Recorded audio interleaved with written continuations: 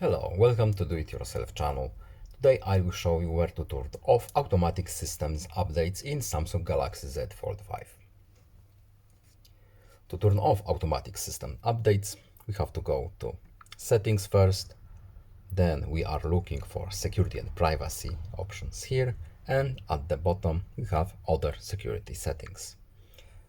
In here we scroll a little bit down, and as you can see, Galaxy System Update is enabled. To turn it off, now our system application won't update automatically.